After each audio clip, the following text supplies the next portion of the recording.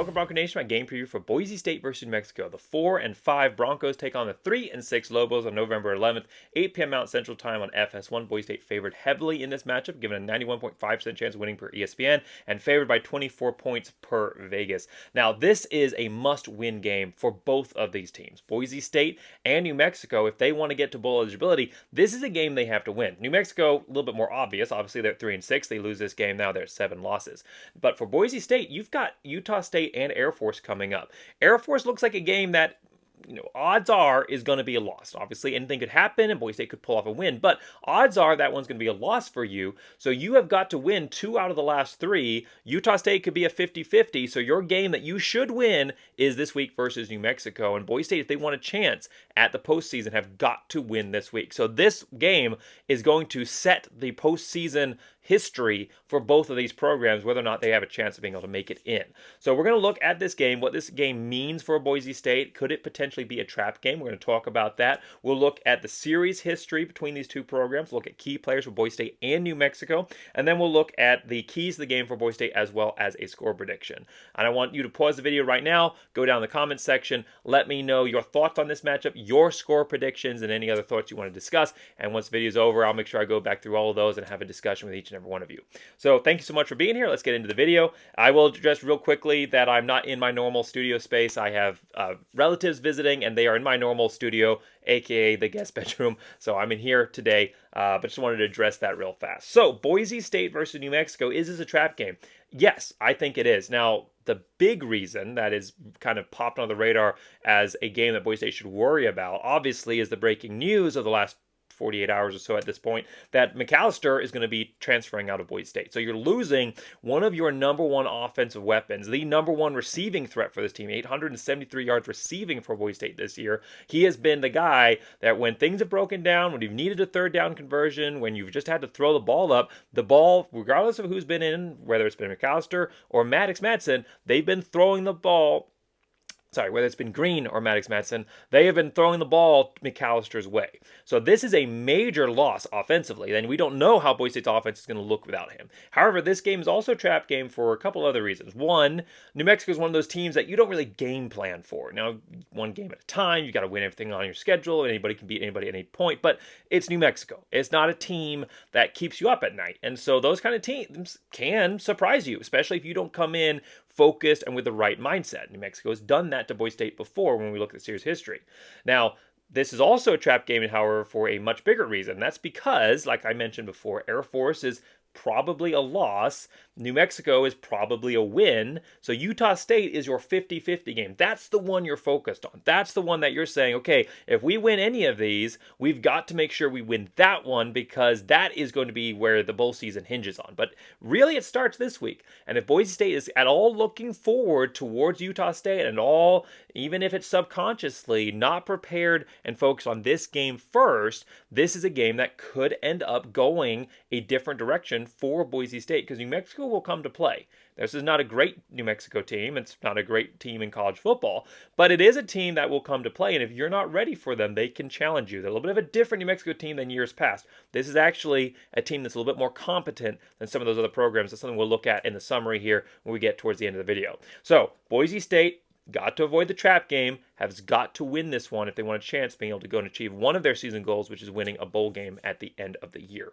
So, series history between these two programs, well, Boise State's dominated, 12-1. However, that one loss was pretty significant, and it was on the blue. Boise State opened up the series in 1999 with a 20-9 win, and then in 2015, several wins by Boise State in a row, some of them by blowouts, some of them getting pretty close, but most of the games that were somewhat close were at New Mexico. But in 2015, New Mexico shocked Boise State by getting a win on the blue. Boise State had a chance, a punt return that almost went in for a touchdown towards the end of the game, but unfortunately stopped just short. I believe it was by the punter. Boise State lost that game 24-31 on the blue. That was devastating for Boise State in 2015. It really shook the foundation of this program and even caused some people to question certain aspects of the coaching staff back then. So this was a major, major loss for Boise State.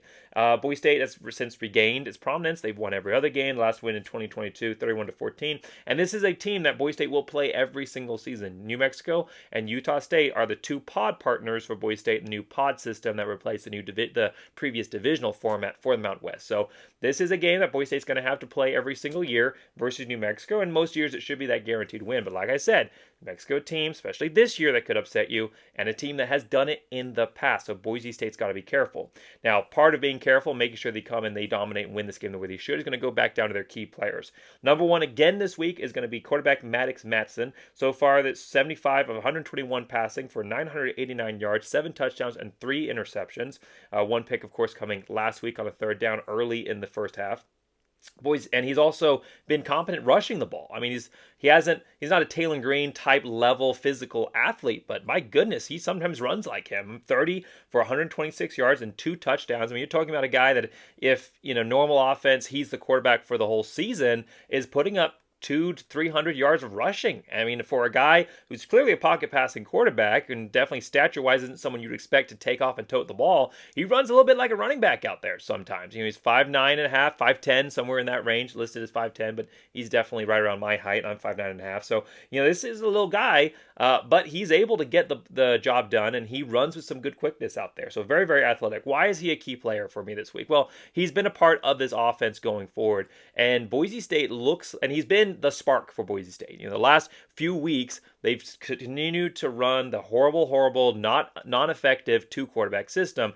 But when the game's gotten tight, or when things have started to mess up, because that system inherently breeds disorder, when things start to mess up or the game gets tight, the quarterback that they go to has been Maddox Madsen. And they have started going to him as the primary for the vast majority of the drive, except for some situational play where they put Taylor Green in, sooner and sooner and sooner. Now, versus Fresno State, a key reason they lost was because they didn't go to him soon enough as the primary for the rest of the drives, but they still went to him eventually in that game, late in the first half, as the main quarterback, and it took him a while, but he was able to develop some rhythm and gave Boise State a chance to win this game. Coming into the first half, Boise State had only scored, or it's coming into the second half, Boise State hadn't scored very much, but they put up almost 20 points in the second half, where they gave themselves a chance to go win, and all of that was with Maddox Madsen as the quarterback. So for Boise State, if they're looking at a guy that has given them the spark, it's going to be Maddox Madsen. But this is a key player for another reason.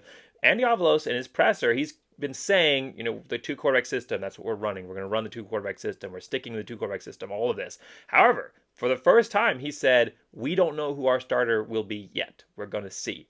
So there seems to be indication, not that they're going to go away from the 2-quarterback system, but there seems to be indication that Taylor Green has been their starter so far. There seems to be an indication that they may be pushing towards Maddox Madsen, potentially giving him a chance to compete for and fully earn that number 1 spot, one that he has earned so far based on his play.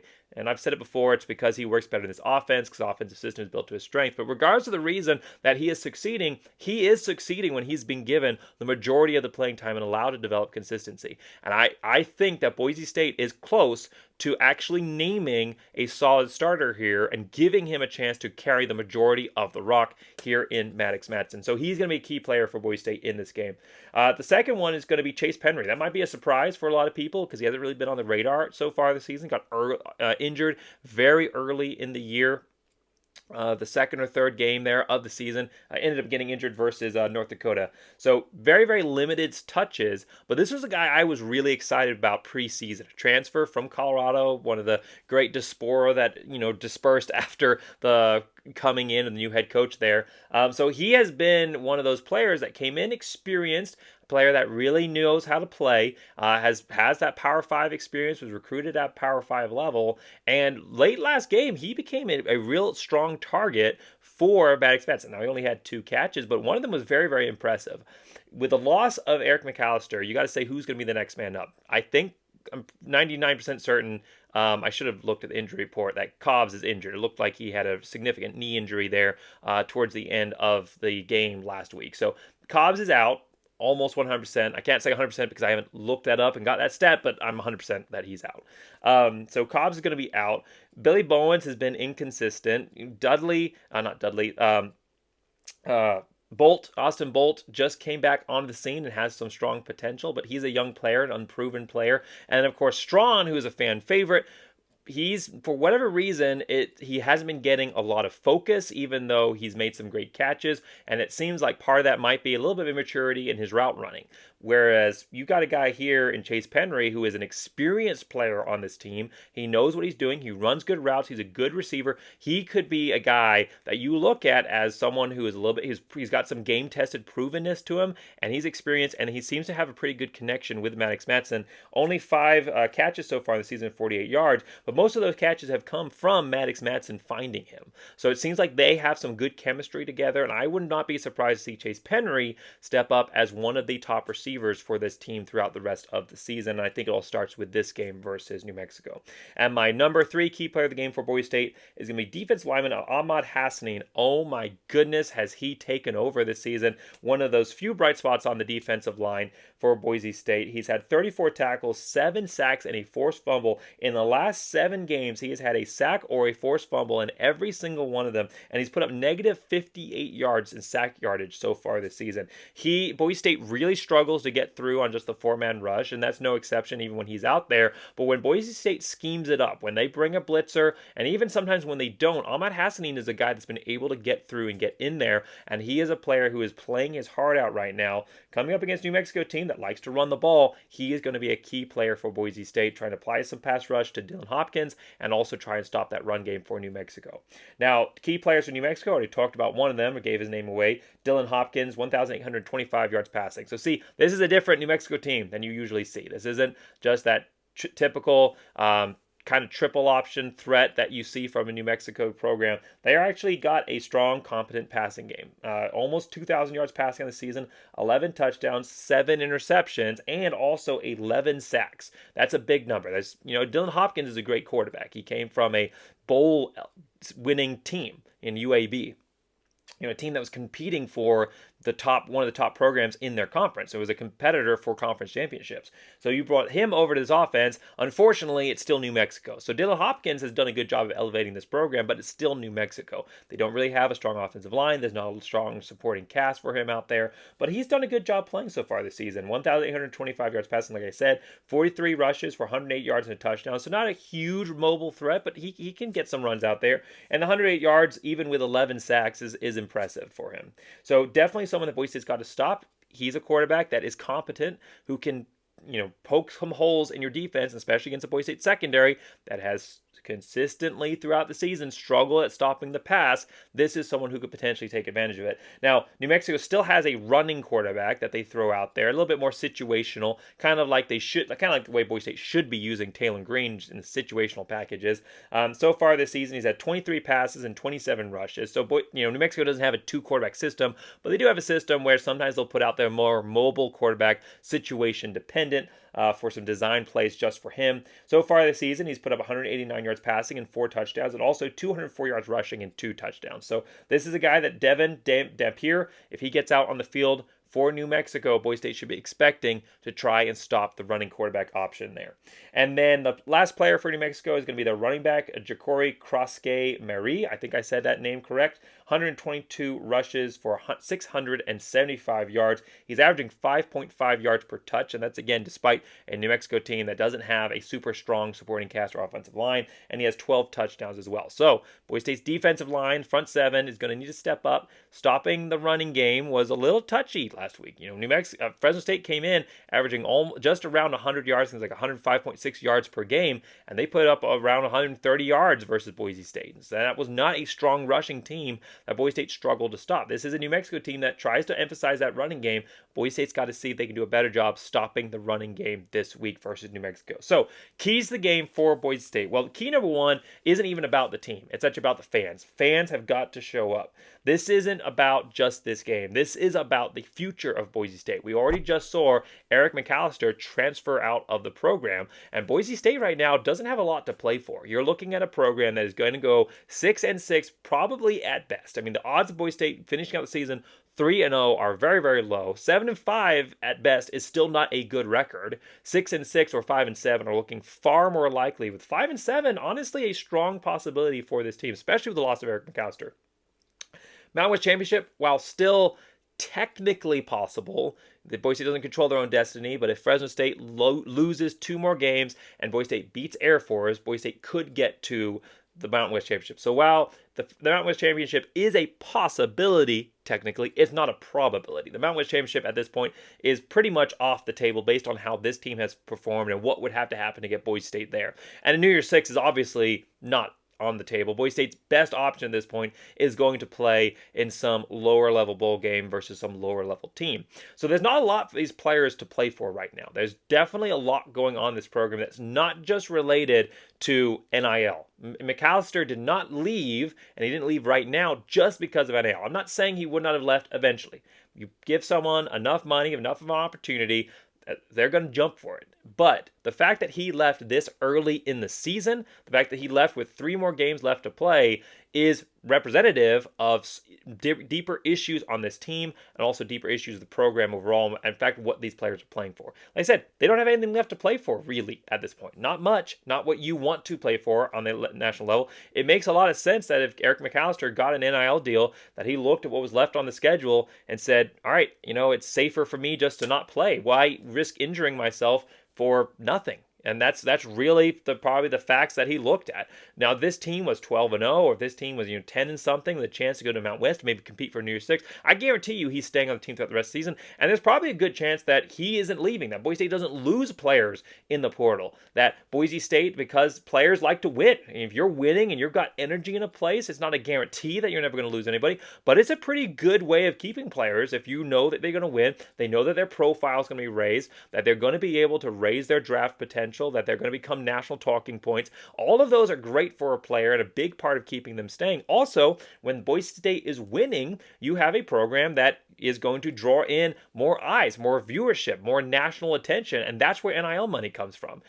Sponsorships, advertisements, all of that come to winning programs. Teams that are losing, teams that have a losing record, looking at going 4-5 or 6-6, they're not pulling in major NIL sponsorships because they know the fan base is kind of starting to check out a little bit and they're not getting the national exposure. So who's going to want to put money into that kind of team from a marketing perspective? So Boise State has got to make some major changes here if they want to keep these players. But a big part of trying to keep these players, give them something to continue to play for, comes down to the fans. To show that we haven't checked out. To show that we are still committed and dedicated to this team. To show these players why they chose to come to Boise State in the first place. They came to Boise State, obviously, because Boise State's a place where you can win at and you have a large national profile and the blue turf and the major market, all of those things. But it's also because we have a dedicated fan base, one of the best in the nation, that goes all out to support this team.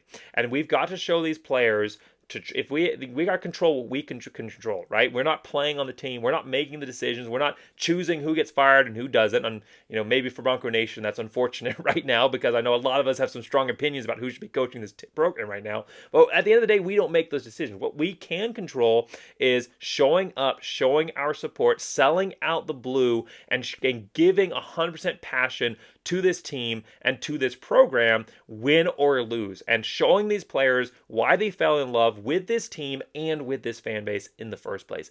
That's what we can control. So for Boise State, if we want this future right now is murky and there's not a lot to play for this season, but if we want to keep more of these players from jumping ship, what we can contribute to that and make a major impact on is showing them that win or lose, Bronco Nation is Bronco Nation, and this is a special place to play. When I have former players on the channel, I talk to them about playing on the blue. Yeah, they say playing on the blue turf is a cool, unique experience, right? But what they talk about, their memories, the things that they are most that it created the biggest memory impact on them. The things that they focused on the most while they were here at Boise State was the fan base. They say the impact of playing on the blue isn't so much the blue turf, it's Bronco Nation that makes that blue turf special. It is a special place to play because of the fan base. And so if we want to show these players that it's still a special place to play, we have to continue to show that support and dedication no matter what the overall record of this team is. So Bronco Nation, our number one key to the game here, that is going to have a major impact, not just on win or lose of this game, but also whether or not we lose more players throughout the rest and what this future of Boise State looks like. It's on us to show up in that number one key and show up on the blue. So number one key for Boise State is going to be having the fans show up and continue to keep that support and dedication no matter what. Yes, voice your concerns, keep the coaching staff accountable, and voice your concerns to the administration as you are doing right now, whether that's through social media or other means. Yes, definitely continue to do those things, but at the same time, while you're voicing frustration, continue to show your support. The support should never waver. The frustration can be voiced, but the support should not change based on the win or loss record of the team or overall performance. So key number one, fans got to show up. Key number two is about the team. Enforce the run. You lost your number one passing threat. There is inconsistency in your passing game, whether it's Maddox Madsen making his first career start potentially, or whether it's just the continued two quarterback rotation. You've lost your number one passing threat. Boise State's got to emphasize and focus on the running game. New Mexico is giving up a lot of yards in the running game. They are giving up 241.6 yards rushing per game, and the passing game, they're actually decent at stopping, 167.9 yards passing per game. So there is a clear weakness right now that Boise State can exploit going after the New Mexico defense, in addition to the fact that, like I said, you have issues with your passing game right now. You lost your number one wide receiver. What is that going to do for this team, and what's that going to look like? Obviously, you want to start to develop those other weapons, but those are the weapons, most of them have been there all season, and you haven't been able to develop them. So the passing game is going to struggle. We know that, and it's going to have some growing pains right now as Boise State tries to shift focuses around. Not just was McAllister a major threat for himself, but he also opened up opportunities to other receivers. Now those receivers are going to have to open up those opportunities for themselves. So Boise State should come out, establish the running game, cause New Mexico to focus on that, and use that to open up other opportunities for receivers down the field. Boise State has had a strong running game all season, regardless of who's been out there. This offensive line has made some major improvements, has definitely done a great job in their run and pass blocking, whether it's been Genty out there or Halani or any of the other running backs Boise State's ran. They've done a great job. Last week versus Fresno State, one of the reasons they lost is because they didn't focus on establishing and continuing to push with the running game. Instead of focusing on a passing game that was turning the ball over and making mistakes, due in part to the two quarterback system. So Boise State last week averaged 5.2 yards as a team. Halani himself averaged 4.2 yards, and as a team, Boise State averaged 5.2 yards rushing per carry, and yet Boise State still kept pushing the passing game versus focusing on what was working, which was the running game for Boise State. So Boise State's got to get over that mistake, focus on establishing the run this week versus New Mexico. And key number three is going to be develop the future right now. Like I said, there's not a lot to play for this season, but you can still use the rest of this year as a springboard for 2024. But more than that, you don't know who's going to transfer out. You don't know who's going to be left right now. So whether it's developing the players that you're expecting to start next season or developing their backups because you don't even know if those stars are going to be coming back, Boise State's got to do a good job of looking at who they think is going to be on this roster next year and starting to get those guys playing experience.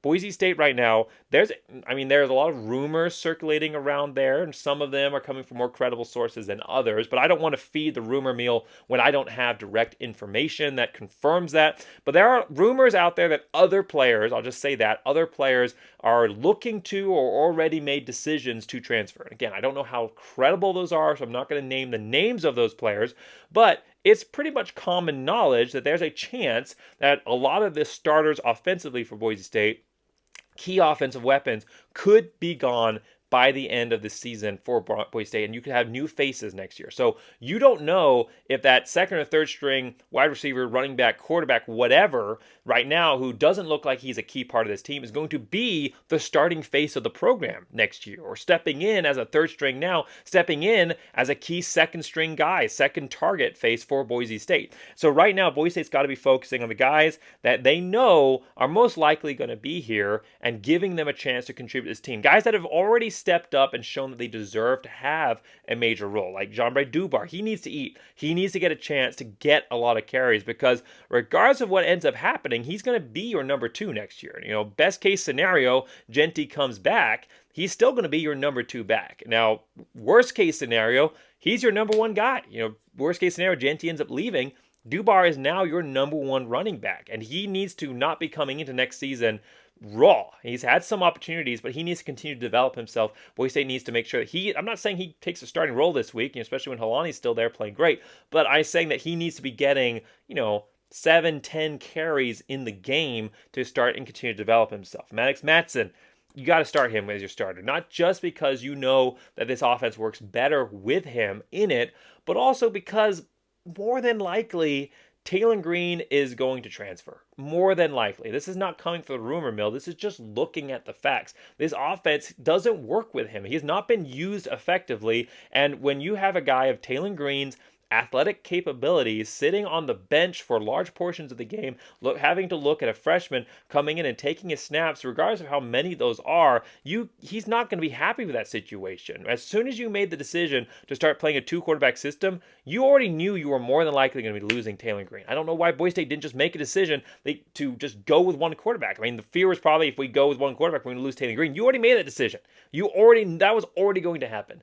So Taylor Green, I mean, there's a very, very strong possibility, unless he can't find another home somewhere else, there's a very strong possibility that he's not going to be on this team next year. So right now for Boise State, they've got to be focusing on the future here. Max Matson right now looks like he's that future. Boise State's got to be getting him a large number of these touches to develop himself for next year. Other guys, Bolt, Strawn, getting these guys major significant touches and starting to really build them into this offense so that next season is not such a big hurdle for them coming in with limited experience. So number 1, fans have got to show up. Number 2, enforce the run. Number 3, develop the future. Now, whether that is backups on offense, whether it's on defense, probably not going to lose a lot of guys defensively based on how things have ran so far this season. But you've got to be looking to develop for next year versus focusing just on winning games this season. Boise State obviously still wants to continue to win, but more than that, you want to start developing potential for next year. All right, so summarizing this overall, well, Boise State should win, obviously. And I think they are going to win this game. But New Mexico is not a team that you can overlook. They are a team that's going to come to play. New Mexico has a weak offensive line, and they don't have a great defense, but they have an offense that is competent. They're putting up 27.44 points per game. Now, unfortunately, they're also allowing 35.33 points per game. So you see the spread where they're not defensively putting up the same effort, and that's led to a lot of losses. But their offense has been competent. I'm not going to call them strong. I'm not going to call them good, but they've been competent, and they've stepped up, especially in the passing game. Boise State is reeling right now from the loss of McAllister. This was a guy that put up 40% of your total passing offense that he was responsible for. It was 873 yards out of 2,169 yards passing. Now, if you take out the contributions in the receiving game by Genty and Holani, the 2 running backs there, and look specifically at the receivers and supporting cast for Boise State, well, then the contribution that McAllister made goes up to 52%. So over 50% of your passing game, when not looking at the running back check down plays, has gone to McAllister. He has been the focal point. It's no surprise that he's getting some major NIL package because he is an elite wide receiver for Boise State. He is an elite wide receiver in general. So this is going to be a very different looking offense when Boise State trots out back on the field versus New Mexico. So there was ever a vulnerability. If there was ever an opening, New Mexico could shoot at Boise State this week. This is the time for New Mexico to try and get that second win on the blue versus this Boise State program that right now is looking closer to New Mexico's level than they have in the past. And New Mexico, when they beat Boise State in 2015, was a major upset. That was not a good New Mexico. I mean, it actually was. I think they got to bowl eligibility that year, but it wasn't a great New Mexico team. It wasn't a Boise State level New Mexico team. It was still a good Boise State team who would open up the season, win versus UVA. I believe they beat Washington to start that year. That was a good Boise State team that got upset by New Mexico. This team, if they got beat by New Mexico, it would still be an upset, but it wouldn't be on that scale. The parity between these programs right now is a lot closer. Even record-wise, it's a lot closer. Boise State's only got one more win than New Mexico does so far this season. So, and obviously there's differences in schedule and everything, but right now, Boise State's not that far. When you look at the statistics, not that far away from New Mexico overall. So Boise State is vulnerable versus New Mexico team. I think that 24-point spread is ridiculous. I don't think Boise State should be favored by 91.5%. I think they should be favored by like 70-something percent. Something that gives New Mexico the possibility of a chance when you're looking at it statistically. 24-point spread is crazy. I think Boise State will win this game, but it's going to be a struggle. I think second half you'll see Boise State come out and dominate a little bit more, but it's going to be an offense that takes a while to get its legs under themselves. Bronco Nation can do a lot to help them get into it, but it's going to be an offense that doesn't come right out the bat and plays to its best. I think that you see Boise State win this game 35-21, so a 14-point spread, but not the 24-point spread that we're seeing predicted. Boise State still winning this game, like I'm predicting 35-21, but I think it is going to be a lot closer than predicted. And hopefully, Boise State can win this game and set themselves up to get to bowl eligibility next week versus Utah State. But Boise State can't be looking ahead because that could end up costing them in this game. The long and short of it right now, though, is, and I'm going to take a couple more minutes at the end of this video, is that the reason that Boise State's in this predicament, that they're at 4-5, that they're losing players, all of that comes down to Andy Avalos. He has got to be fired. There can be no ifs, ands, or buts about it. This is a coach right now who is putting Boise State in a spot that it might be almost impossible for any other new incoming coach to dig their way out of this, at least not with several years of rebuild. The longer that Andy Avalos stays in charge of this program, the more of a rebuild you are looking for at Boise State for with the next head coach. There is still a chance right now that if Boise State can bring in the right head coach, that they could set up this team to have success again, to get back to the level of previous success in the next couple of years. But right now, with Andy Avalos in charge, this program is in a massive nosedive. They are losing games that they shouldn't lose. They're losing players that they shouldn't lose. And they are putting themselves in a situation, and as I've said in multiple other videos, and if you want more of my perspective on this, you can go back to a video I made a couple of weeks ago over the bye week, who will be the next coach of Boise State, where I list out all the reasons Andy Avalos needs to be fired, and also who should step up who could be a potential candidate to step up and replace him. Highly recommend you go watch the video. Put the link in the description. But right now, Boise State is in a nosedive, and if Andy Avalos is not removed by the end of the season, I think that you're going to see Boise State put in a position where it is almost impossible for them to come back, and especially in this new age where things in college football move quickly, you can get left behind very quick. If they do not make this decision quickly to replace Andy Avalos, they could be put in a place where we never see Boise State climb back up to being the top elite program in the group of five and one of the top elite programs in college football. This is a decision that has got to be made immediately. Now, it's a very delicate situation. You don't want to drop someone without a candidate ready to come in. You obviously don't want a new coach taking over during the regular season. If you just drop them without a contingency plan and interim steps, you could end up losing a lot of players and transfer right away. It's a very, very delicate situation. There's a lot of players right now that are right on the edge of staying or transferring, and if you don't handle the situation correctly, you could end up losing them. But if Andy Avalos remains as the head coach into next season, I think you're going to lose those players and more players. You're also going to lose the potential for players that could come in and replace them. And you're also going to lose the fans as they start to check out. I've seen so many comments from people saying that they're not going to up their season tickets for next year if Andy Avalos is the head coach. You're going to lose the funding that comes from this program, from the ticket sales, from the investment, from the NIL opportunities, all of that. The marketing opportunities that Boise State has are all going to start to slip away if Andy Avalos remains the head coach. So what Boise State needs to do right now is they have got to have a new head coach named by the end of the season, and they have to have a new head coach ready to take the reins immediately after the bowl game, if there is a bowl game. It has got to happen within the next few weeks. Boise State has got to tell Andy Avalos, finish this year, or just axe him and put in a interim head coach, maybe Spencer Danielson as interim, and then say, all right, we're starting the search, and have a new head coach within a week of that, or you are going to lose more and more players as the season winds on, and especially potentially into the offseason. So this is a tough moment for Boise State. This is a tough point for them. They've got to win this game if they want to get to a bowl game, but this is also a point where the administration, with the loss of Eric McAllister and how things have trended so far this year, and the 3 years that Andy Avalos has been here so far, this is a point where Boise State has got to start making some decisions if they want to be able to have a chance to rebuild themselves back into the program that we all know and love.